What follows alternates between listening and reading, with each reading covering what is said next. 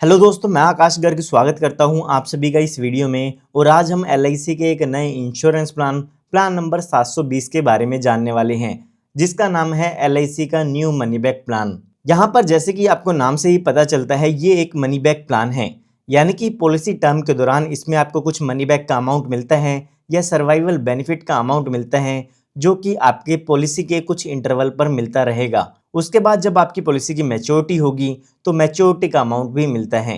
तो आइए सबसे पहले यहाँ पर जान लेते हैं कि इस प्लान को लेने के लिए क्या क्या कंडीशंस दी गई हैं। उसके बाद एक एग्जाम्पल की मदद से हम पूरे इंश्योरेंस प्लान को समझने वाले हैं। तो यहाँ पर इस प्लान को लेने के लिए सबसे पहले जो मिनिमम एज दी गई है वो यहाँ पर 13 साल की दी गई है। अगर आपकी बच्चे की उम्र 13 साल या 13 साल से ज़्यादा की है तो आप उसके लिए ये प्लान ले सकते हैं। उसके बाद यहाँ पर मैक्सिमम एज की अगर हम बात करें तो वो एज यहाँ पर 50 साल की दी गई है, यानी कि 13 साल के बच्चे से लेके 50 साल तक की उम्र के व्यक्ति इस पॉलिसी को बाय कर सकते हैं। उसके बाद यहाँ पर बात आती है पॉलिसी टर्म की, यानी कि ये जो पॉलिसी है आपकी वो कितने साल तक चलती रहेगी या इस पॉलिसी का इंश्योरेंस कवर कितने साल तक चलता रहेगा। तो वो टाइम पीरियड यहाँ पर 20 साल का दिया गया है। उसके बाद यहाँ पर बात आती है प्रीमियम पेइंग टर्म की, यानी कि इस पॉलिसी में आपको कितने सालों तक पॉलिसी के प्रीमियम की पेमेंट करनी होगी। तो वो यहाँ पर आपको टाइम दिया गया है 15 साल का। पहले 15 साल आपको प्रीमियम की पेमेंट करनी होगी। उसके बाद जो लास्ट के 5 साल हैं उसमें आपको कोई भी प्रीमियम की पेमेंट नहीं करनी है।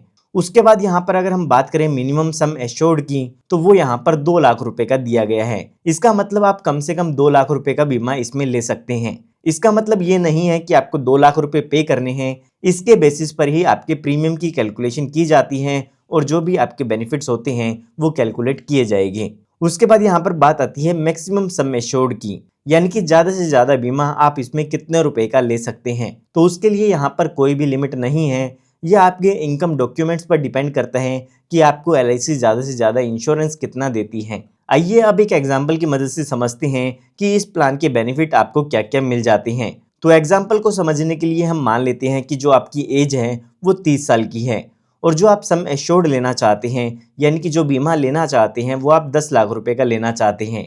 और हमने यहाँ पर देखा था कि हमारी जो पॉलिसी टर्म है वो इसमें 20 साल की है और यहाँ पर जो हमारी प्रीमियम पेइंग टर्म है वो यहाँ पर 15 साल की है।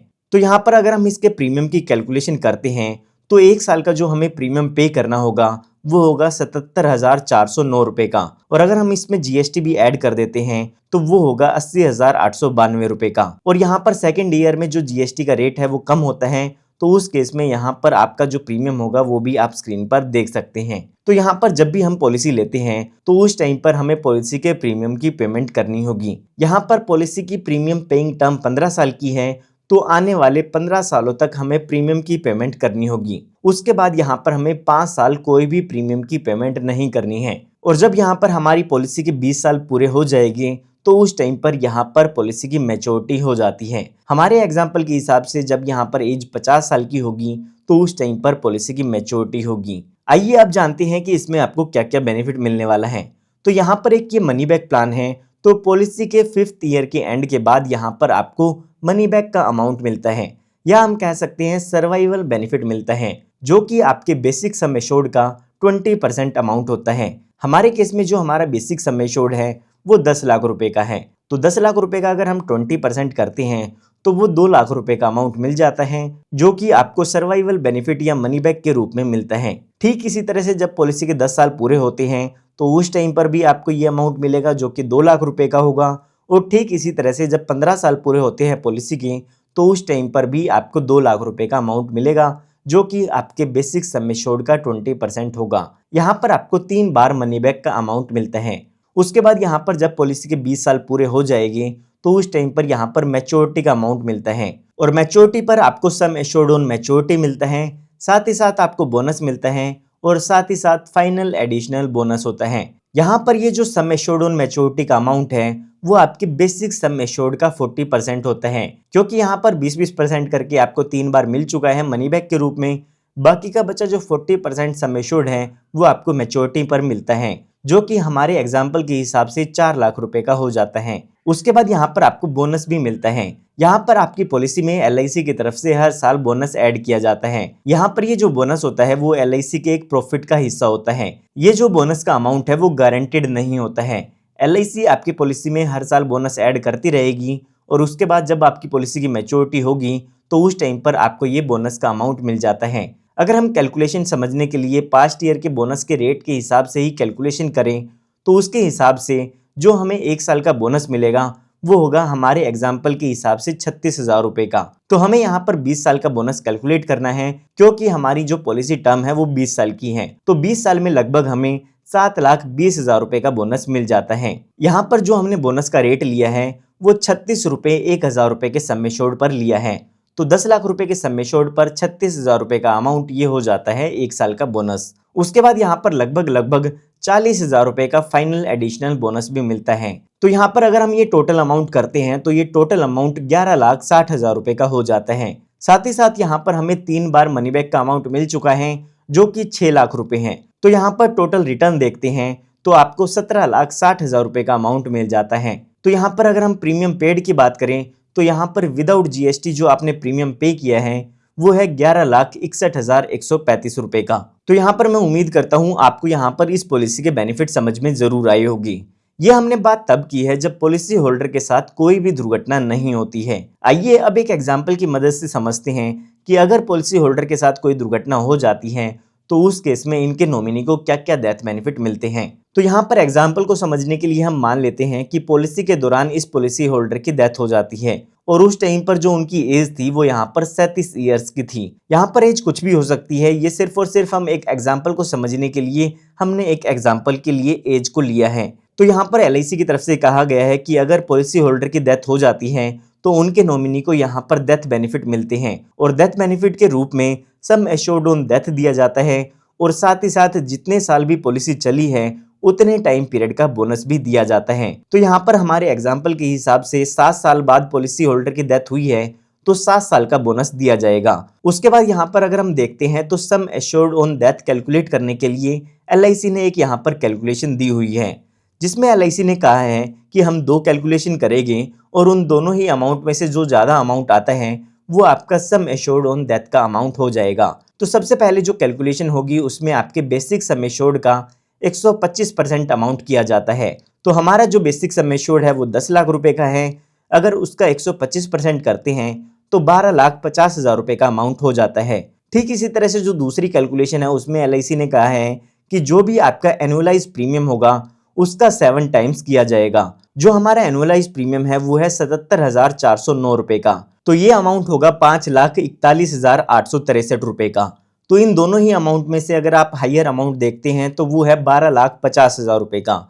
तो जो हमारा यहाँ पर सम एश्योर्ड ऑन डेथ होगा वो होगा 12,50,000 रुपए का और 7 साल का बोनस हम जान चुके हैं 2,52,000 रुपए का हो जाता है। तो टोटल यहाँ पर पॉलिसी होल्डर के डेथ होने पर लगभग 15,02,000 रुपए का अमाउंट मिल जाता है। तो इस तरीके से आप भी यहाँ पर डेथ बेनिफिट की कैलकुलेशन कर सकते हैं। तो यहाँ पर मैं एक बात और बताना चाहूँगा कि यहाँ पर पॉलिसी होल्डर की डेथ हो जाती है तो उसके बाद नॉमिनी को कोई भी प्रीमियम पे नहीं करना होता है, ना ही कोई मैच्योरिटी अमाउंट मिलेगा और ना ही आपके नॉमिनी को कोई पेमेंट करनी है। पॉलिसी होल्डर की डेथ होने के बाद आपकी पॉलिसी खत्म हो जाती है और जो भी उसके डेथ बेनिफिट होते हैं वो आपके नॉमिनी को दे दिए जाते हैं। उसके अलावा यहाँ पर आप अपनी पॉलिसी में कुछ एडिशनल बेनिफिट भी ऐड करा सकते हैं जिसके लिए आपको कुछ एक्स्ट्रा प्रीमियम पे करना होगा।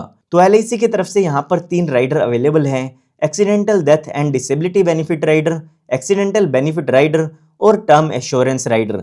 ये कुछ पॉलिसी में एक्स्ट्रा बेनिफिट होते हैं जिनके लिए आपको एडिशनल प्रीमियम पे करना होगा।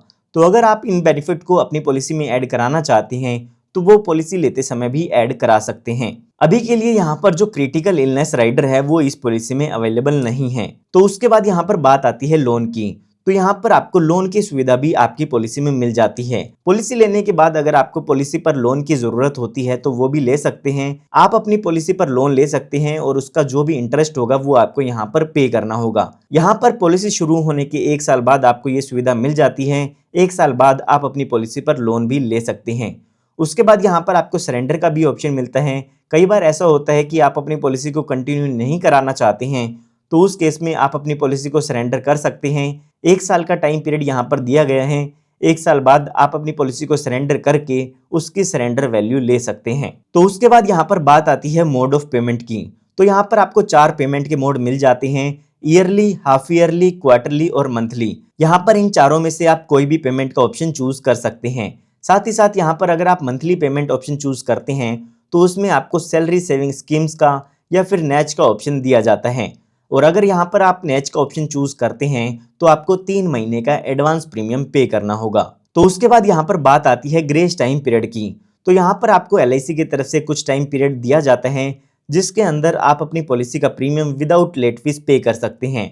तो अगर आपने monthly premium payment option choose किया है तो आपको 15 दिन का ग्रेस टाइम पीरियड मिलता है, और अगर आपने इसके अलावा कोई भी पेमेंट ऑप्शन चूज किया है तो उसमें आपको 30 दिन का ग्रेस टाइम पीरियड मिल जाता है। उसके बाद यहाँ पर बात आती है रिवाइवल की। तो कई बार ऐसा होता है कि आप अपनी पॉलिसी को कंटिन्यू नहीं कर पाते हैं और उसका प्रीमियम आप नहीं पे करते हैं। तो उस केस में कुछ टाइम बाद जब आपके पास पैसे हो जाते हैं तो उस समय पर आप अपनी पॉलिसी को फिर से भी शुरू करा सकते हैं। यहाँ पर LIC आपको 5 साल का टाइम पीरियड देती है जिसके अंदर आप अपनी पॉलिसी का प्रीमियम और लेट फीस दे के अपनी पॉलिसी को फिर से शुरू करा सकते हैं। उसके बाद यहाँ पर बात आती है फ्री लुक पीरियड की। तो कई बार ऐसा होता है कि आप पॉलिसी ले लेते हैं और उसकी टर्म्स एंड कंडीशन आपको समझ में नहीं आती है, तो उस केस में आप अपनी पॉलिसी को कैंसिल भी करा सकते हैं। यहाँ पर पॉलिसी लेने के बाद 30 दिन का टाइम पीरियड आपको दिया गया है। 30 दिन के अंदर अंदर आप अपनी पॉलिसी को कैंसिल भी करा सकते हैं। तो यहाँ पर मैं उम्मीद करता हूँ कि आपको LIC के प्लान मनी बैक प्लान की कंप्लीट इन्फॉर्मेशन मिल गई होगी। फिर भी अगर आपको कोई डाउट है तो आप मुझसे कमेंट में पूछ सकते हैं, मैं जल्दी से जल्दी उसका रिप्लाई करने की कोशिश करूँगा। और अगर आप LIC के किसी और प्लान की वीडियो जानना चाहते हैं तो आप हमारे चैनल को सब्सक्राइब कर सकते हैं, क्योंकि इस तरह की लेटेस्ट वीडियोस आप सभी को यहाँ पर मिलती रहती हैं। धन्यवाद।